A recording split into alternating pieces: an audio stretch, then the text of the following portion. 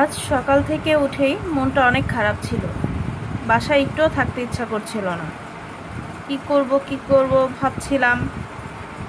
তখন হঠাৎ করে জানতে পারলাম একটা বড় আপুর কাবিন আজ রাতেই, আর আমাকে ব্রাইডটা সাজাতে হবে। সো তাড়াতাড়ি রেডি হয়ে গেলাম। রেডি হয়ে মেজো বোনকে সাথে নিয়ে চলে গেলাম ব্রাইডের বাসায়। ব্রাইডটার বাসা ছিল বলিয়াপুর। সো গেলাম। তারপরে এই যে আমাদের কিউট ব্রাইড, খুব সুন্দর আপুটা।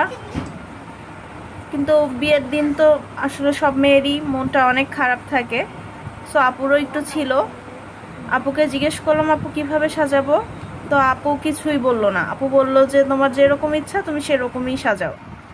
সো সুন্দর করে মেকওভার করে দিলাম, কিন্তু আপু অনেক পর্দাশীল, তাই আপু বেশি একটা ক্যামেরায় আসতে চায়নি, তাই আমি অল্প একটুই তাকে আনতে পেরেছি।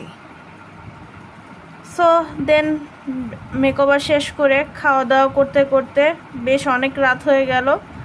তারপরে এমনিতেও দিনকাল ভালো না, তারপরে চলে আসলাম। এভাবে করে আজকের দিনটা শেষ হলো। যাক, আলহামদুলিল্লাহ আজকের দিনটা ভালোই গেল। সকালে উঠে তো ভেবেছিলাম আজকের দিনটা খুবই বোরিং যাবে হয়তোবা, কিন্তু বোরিং হলো না, দিনটা খুবই ভালো ছিল।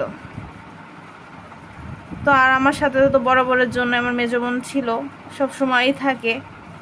আজ এই পর্যন্তই, টাটা, দেখা হবে নেক্সট ভিডিওতে।